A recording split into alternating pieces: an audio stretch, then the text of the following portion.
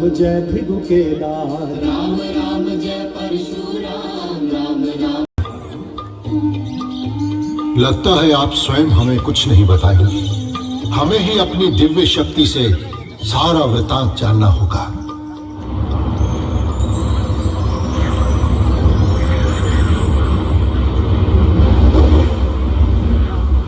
अनर्थ, घोर अनर्थ।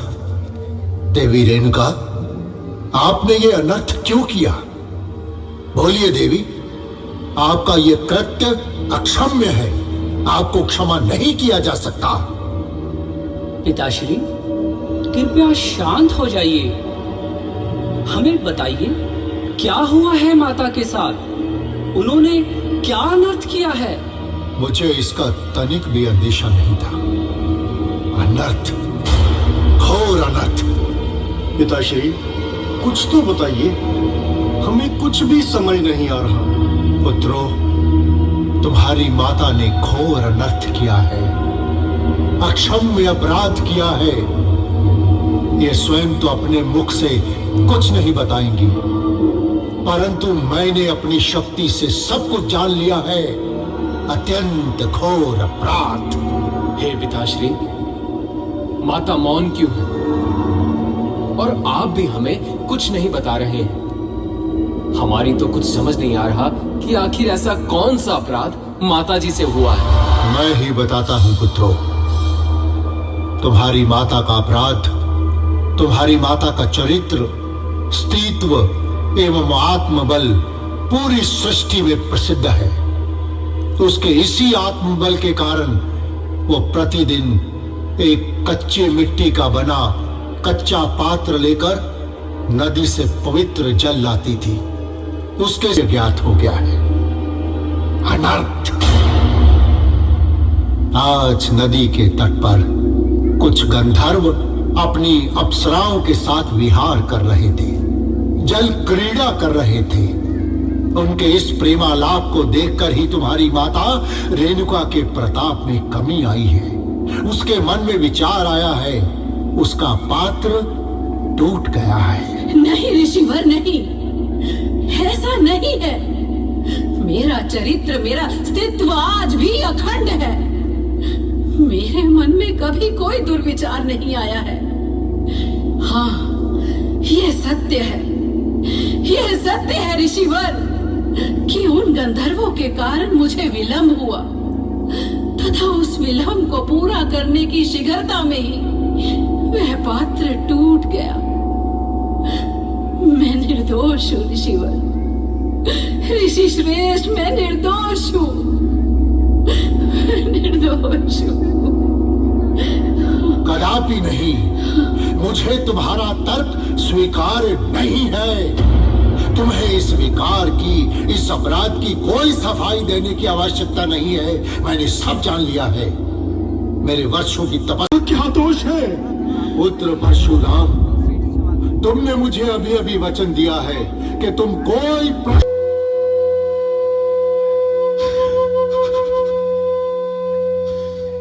हे शंभो, हे भोलेनाथ, ये कैसी परीक्षा है? आपके दिए इस परम दिव्य परशु का प्रयोग मैं अपनी माता पर करूं? ये पाप मेरे हाथों इस परशु से? हे शंभो,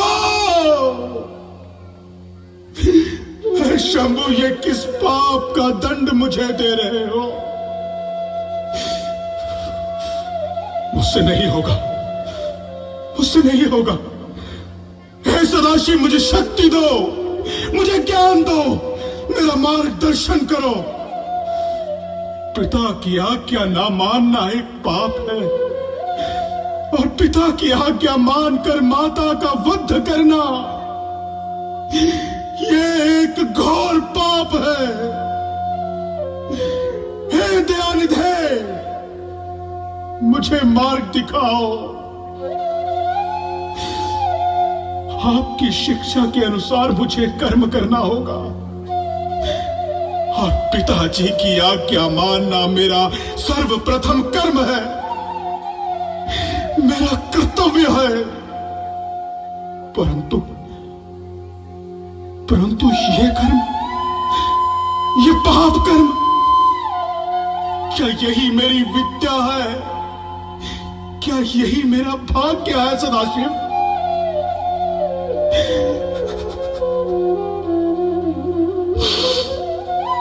हे माते, आपको मेरा शत शत नमन। आपने मुझे अपने गर्भ में पाला, जन्म दिया।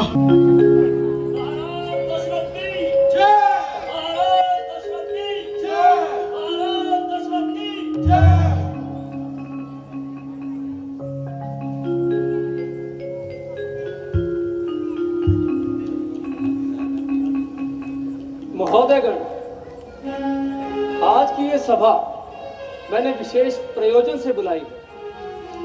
इस राज्य की सेवा में मैंने अपनी जीवन की 3 अवस्थाएं पूरी की हैं, परंतु अब समय आ गया है मेरी 4थी अवस्था अर्थात वानप्रस्थ का।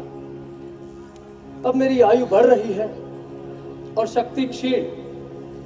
किसी भी राज्य के प्रशासन को चलाने के लिए समय समय पर नई ऊर्जा और नए संकल्प की आवश्यकता होती है।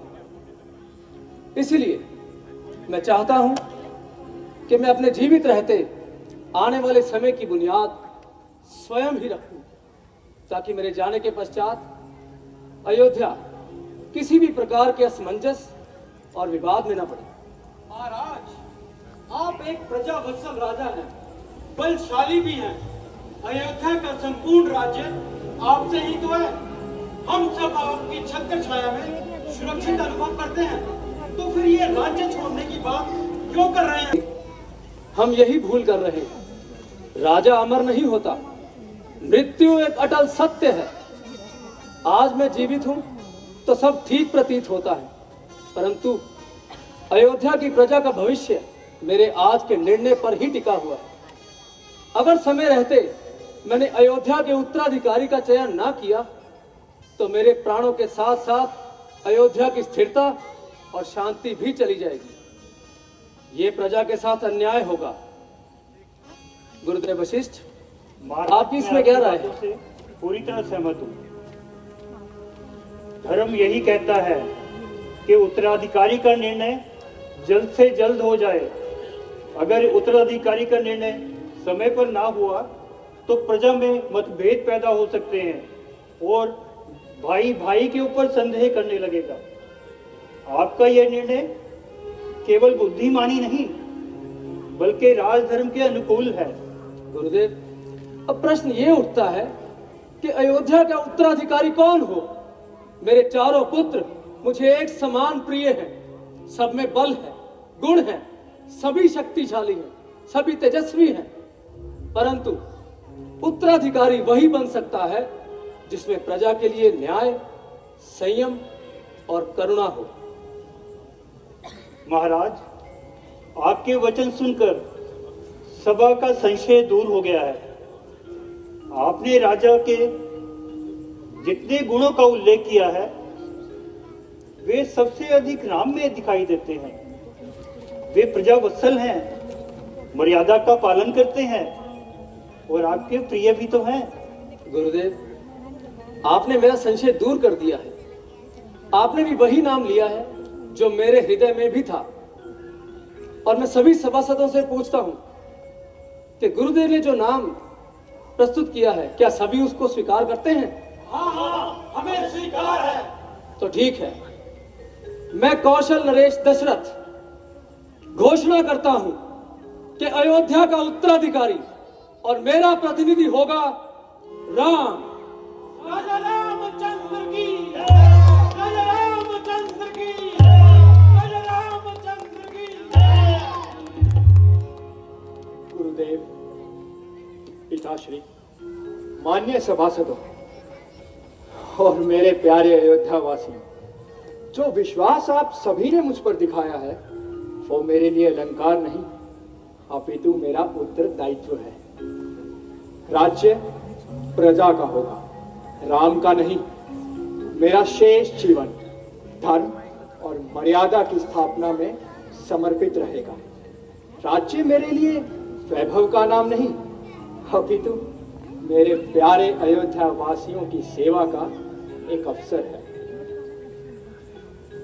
मेरा जीवन तभी सफल होगा जब अयोध्या का हर एक वासी, हर एक प्राणी सुख और संपत्ति का अनुभव करे। राज्य प्रजा का होगा, राम का नहीं।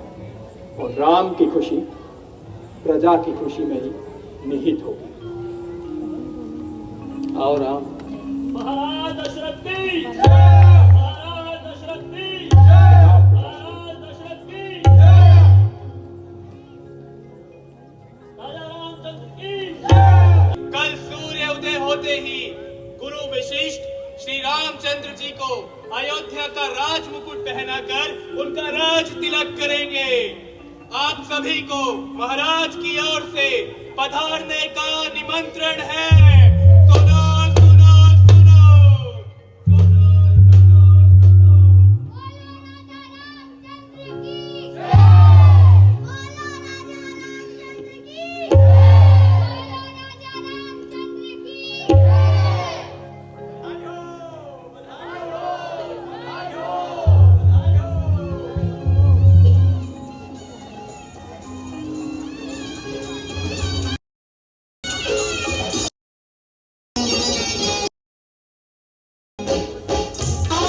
शुभ दिन सजनी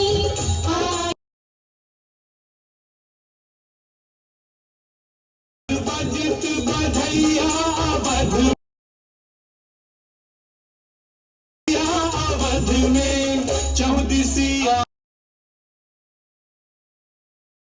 आयो शुभ दिन आयो रे सजनी।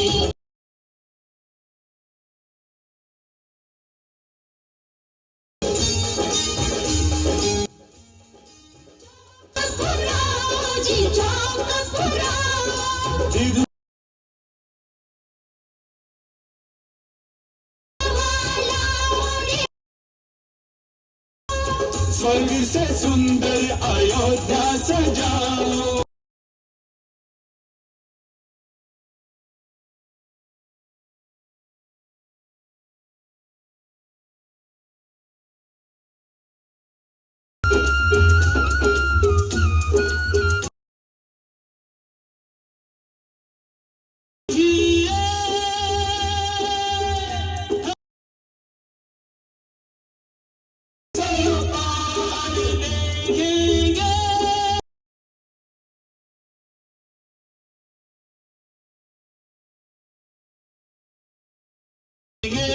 दरबार की शोभा उन जिन्होंने कमा। आयो शुभ दिन आयो रे सजनी।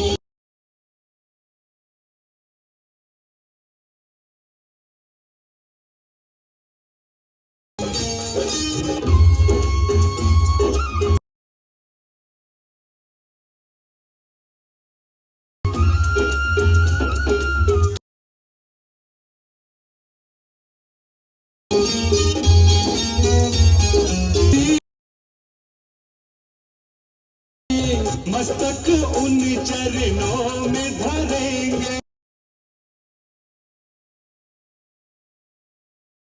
राम जी सबकी झोली भर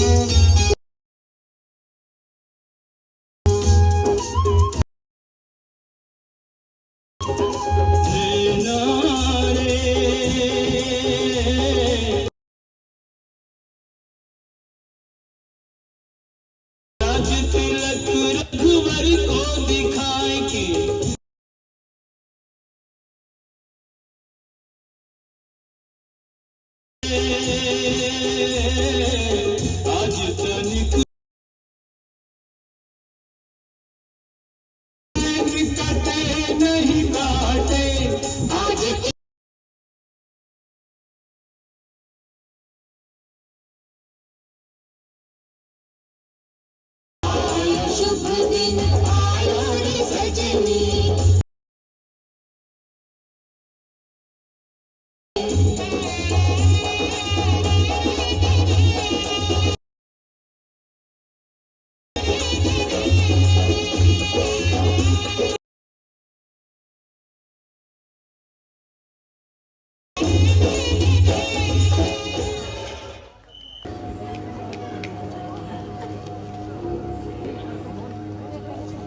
क्या कही? कहाँ हो प्रिय? क्या कही? ये क्या, तुम भूमि पर? क्या कही? तुम्हारा स्वास्थ्य ठीक तो है ना? मैं अभी राजवैद्य को बुलाता हूं।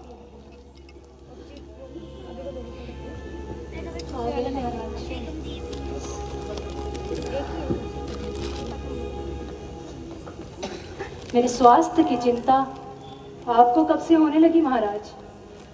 मैं जैसी भी हूँ ठीक हूँ। आप कृपा कर मुझे अकेला छोड़ दें। अर्थात हमसे रुष्ट हो। ठीक है, तुम्हारा क्रोध उचित है। हमने तुम्हें समय जो नहीं दिया, पर आज जो समाचार लाया हूं सुनोगी तो हर्षित हो जाओगी। कल तुम्हारे राम का राज्याभिषेक है। कल तुम्हारा पुत्र अयोध्या का उत्तराधिकारी बनेगा। महाराज, कल आपके पुत्र का राज्याभिषेक है। कल आपका पुत्र आपका उत्तराधिकारी बनेगा। क्या राम तुम्हारा पुत्र नहीं? नहीं, मेरा पुत्र तो भरत है ना महाराज। राम तो कौशल्या का पुत्र है। इसमें भेद क्या है प्रिय? भेद है, अधिक भेद है महाराज, और आज वो स्पष्ट भी होगा। ये तुम्हें क्या हो गया है? क्या कही?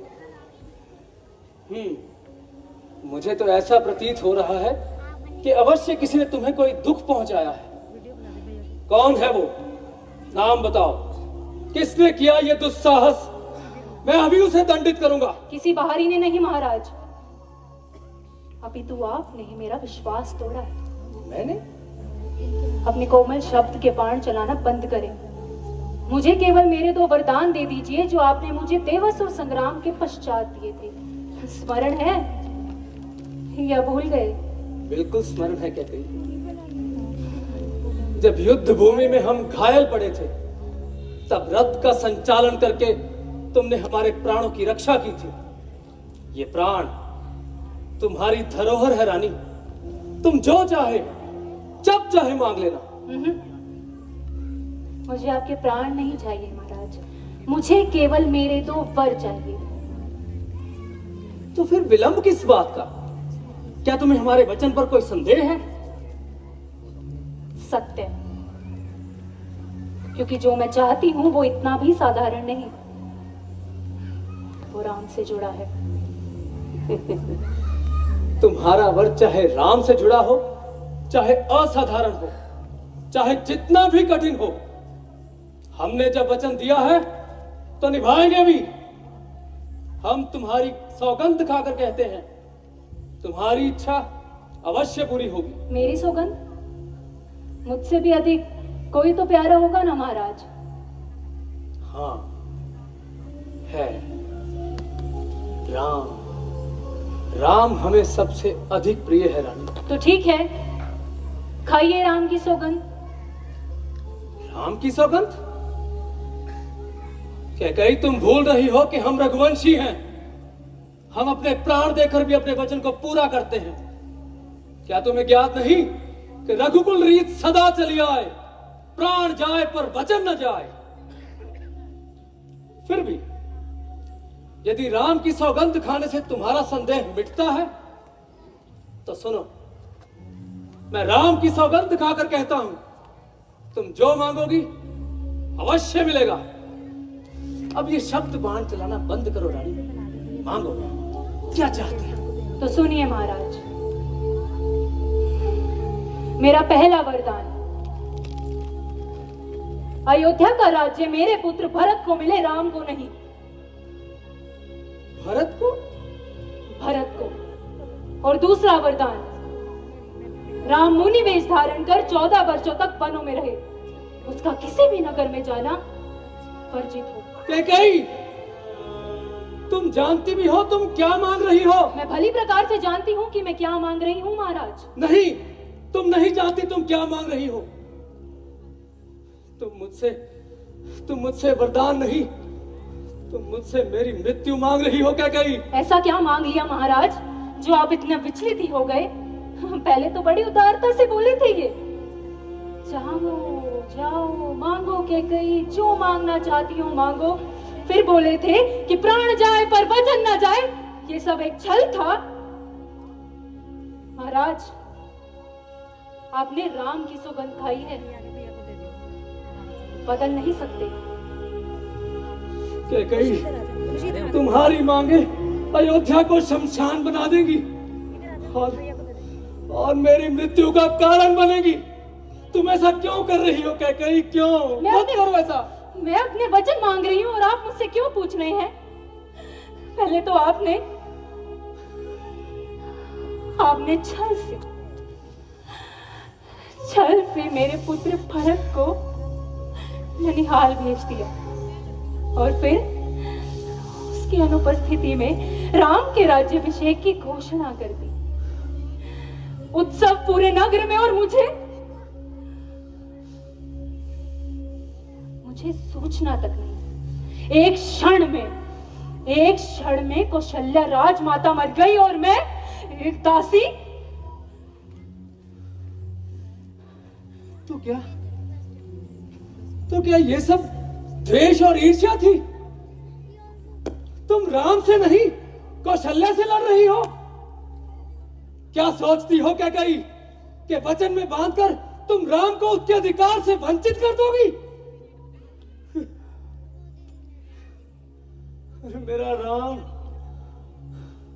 मेरा राम तो जन जन का प्रेम है।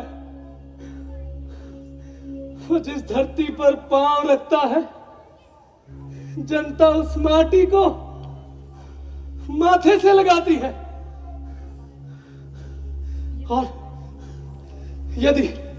यदि मैंने तुम्हारे कहने पर भरत, और यही तो राम है जिससे आप सभी ने प्रेम किया है, जिससे आपने प्रेम किया है, जिसका समर्पण मैंने देख लिया है। अब अपने कोमल शब्दों के बाण चलाना बंद कीजिए और राम को शीघ्र ही यहाँ बुलाइए। नहीं कैकेयी, ऐसा मत करो। मैं स्वयं ही उसे बुलाती हूँ। कोई है? राम को शीघ्र ही कक्ष में बुलवाएं। नहीं, मत करो ऐसा कैकेयी।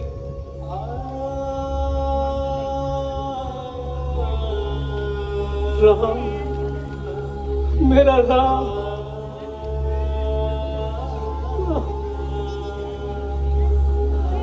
माताजी प्रणाम। प्रणाम पिताश्री। राम, मैं उपस्थित हूँ, आज्ञा दें। राम।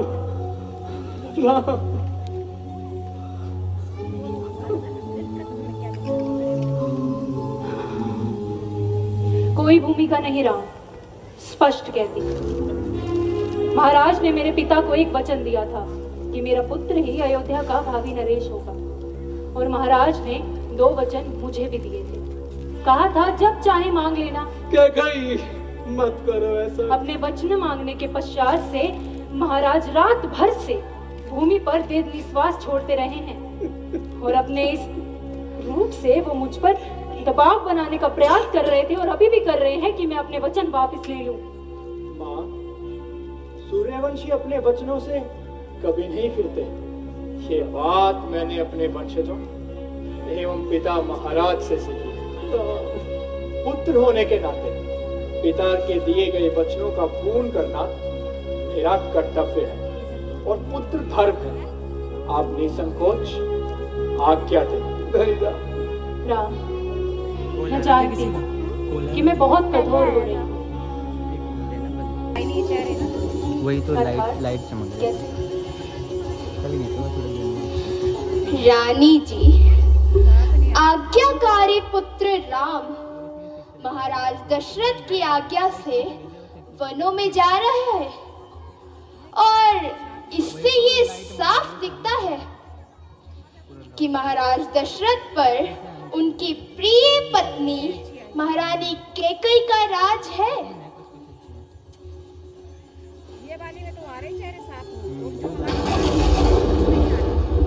तेरा इतना साहस दासी कि तू मेरे भैया राम को उपहास कर रही है।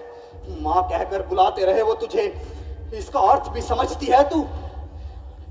मैं जानता हूँ वो तू ही है जिसने मेरी छोटी माँ को उकसाया है। हमारे समक्ष ऐसा दुस्साहस?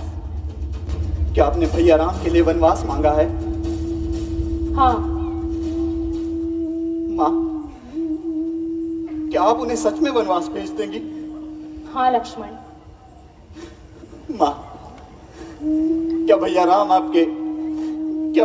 आपके सबसे प्रिय सुत नहीं? कौन सी माँ अपने प्रिय पुत्र को वनवास भेजती है? माँ, अगर आपको भैया राम का राजपाट पर बैठना उचित नहीं लग रहा था तो एक बार उन्हें कहकर तो देखती माँ। वो पूरा राज सिंहासन आपके चरणों में रख देते।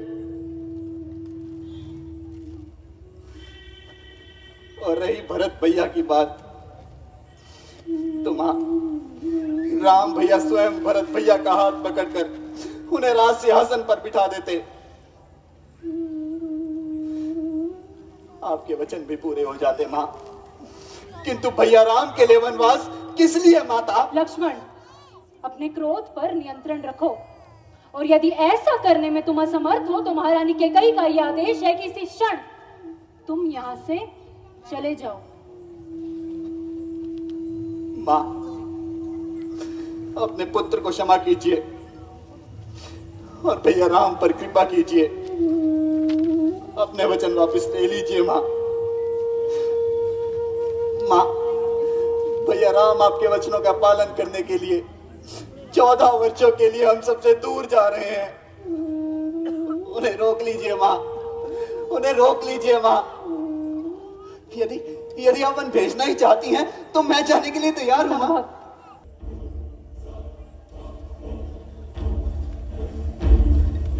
नहीं, भैया वन नहीं जाएंगे। मैं भी देखता हूं कि भैया को वन कौन भेजता है। लक्ष्मण, तुम रघुकुल की सारी परंपराएं भूल चुके हो और तुम्हें कुल गुरु ने यह नहीं सिखाया कि किसी बड़े से कैसे बात की जाती है। रघुकुल की परंपरा आप सिखा रही हैं मुझे? रघुकुल की परंपरा और मान मर्यादा तोड़ने का कार्य सबसे पहले आपने किया। रघुकुल के आदर्शों को सबसे पहले आपने ध्वस्त किया, और जो स्वयं मर्यादा तोड़ता हो उसे परंपरा और मर्यादा की सीख देना शोभा नहीं देता। छोटी तुम्हें पता भी है लक्ष्मण? नहीं, आज मैं कुछ नहीं सुनूंगा। आपको अपने निर्णय वापस लेने ही होंगे, मेरे सामने अभी इसी क्षण। लक्ष्मण, तुम ये मत भूलो कि तुम अयोध्या की राजमाता से बात कर रहे हो। राजमाता? स्वयं की घोषणा से आप राजमाता नहीं हो जाती।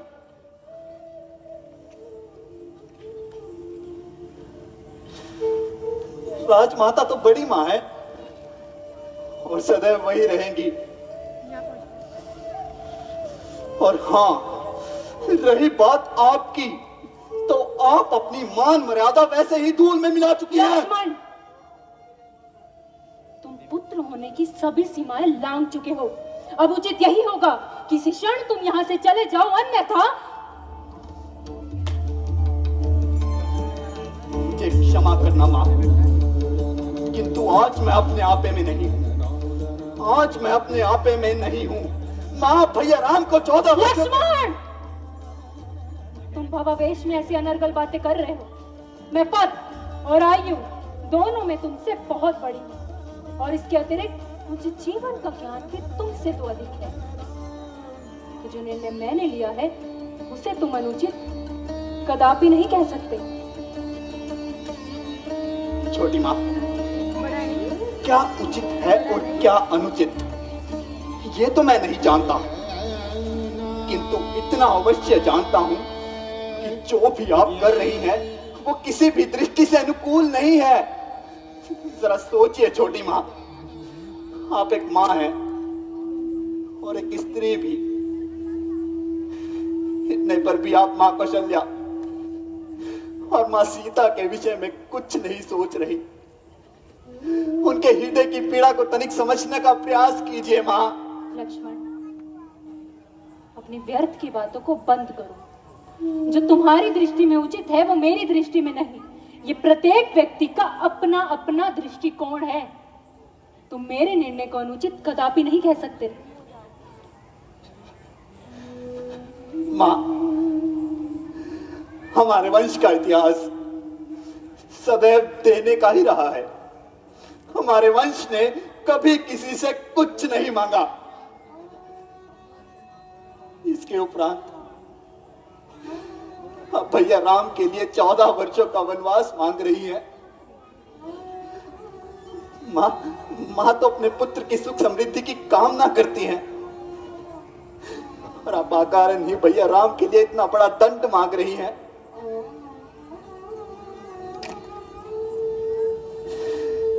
क्या यही आपका धर्म है माँ? हाँ, इस समय यही मेरा धर्म है। और अपनी व्यर्थ की बातों को बंद करो लक्ष्मण। और अब तुमने मेरे सम्मान के विरुद्ध एक शब्द भी कहा तो राजद्रोह के आरोप में तुम्हें दंड दिया जाएगा।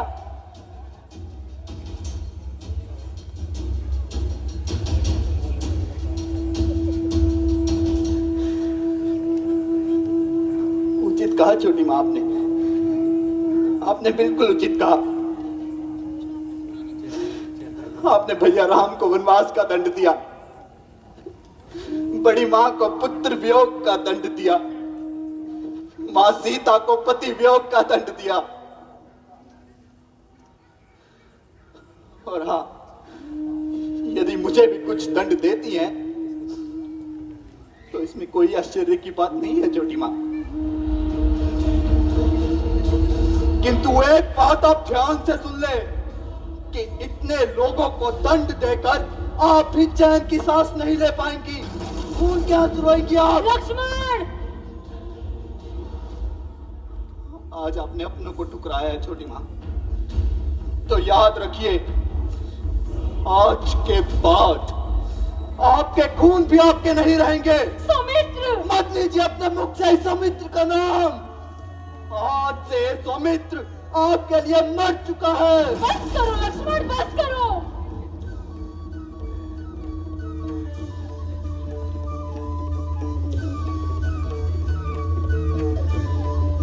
और हाँ, रही राज सिंहासन की बात, तो अगर एक मां अपने पुत्र का राज्याभिषेक रोक सकती है तो एक भाई भी अपने दूसरे भाई का राज्याभिषेक रोक सकता है। अपने दूसरे भाई का राज्याभिषेक रोक सकता है। अपने दूसरे भाई का राज्याभिषेक रोक सकता है। लक्ष्मण, तुम ऐसा कुछ नहीं करोगे।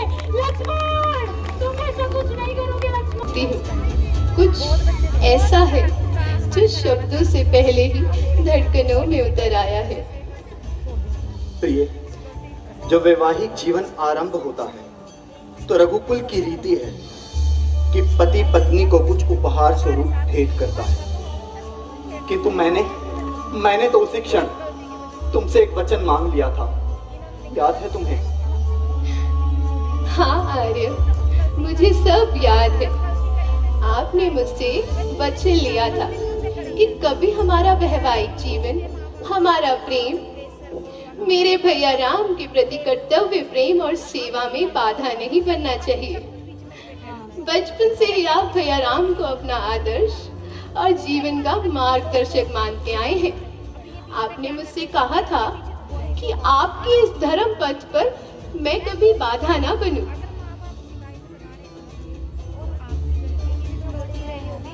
आज उसी धर्म के पथ पर मुझे भैया राम के साथ 14 वर्षों के लिए वनगमन को जाना होगा।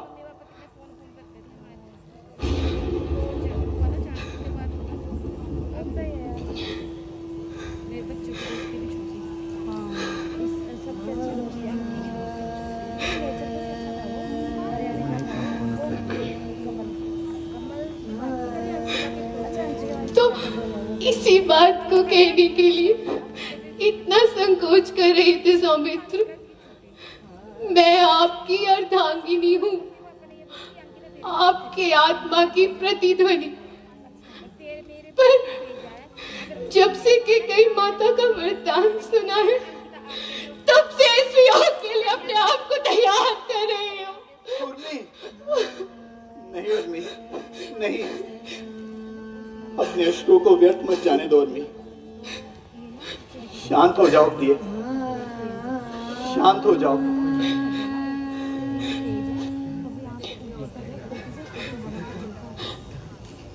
किंतु उर्मी, तुम्हें कैसे ज्ञात हुआ कि मैं भैया राम के साथ 14 वर्षों के लिए वन गमन को जा रहा हूं?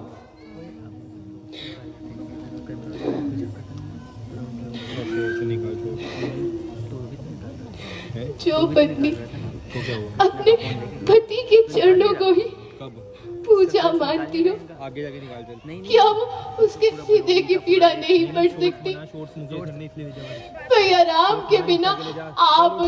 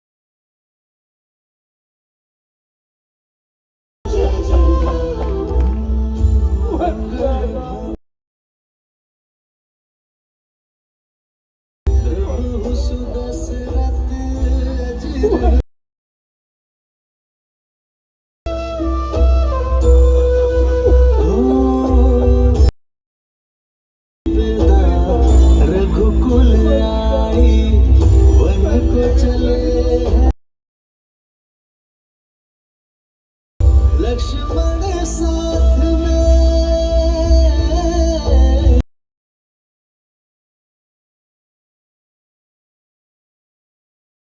लक्ष्मण साथ में बने नुयाई। जय जय राम, राम सिया राम, राम सिया राम, सिया राम, जय जय राम, राम सिया राम, जय जय राम।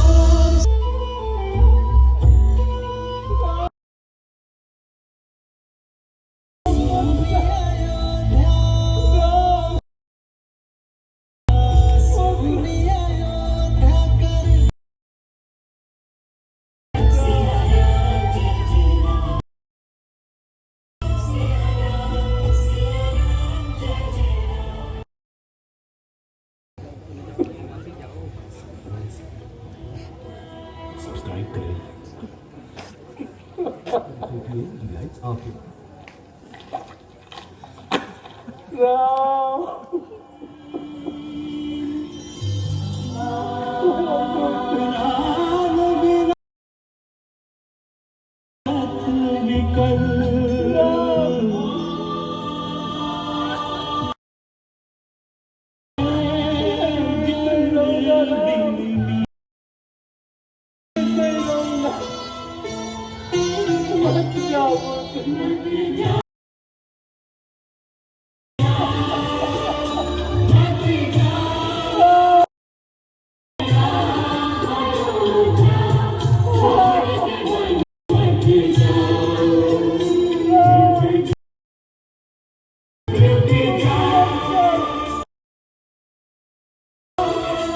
हे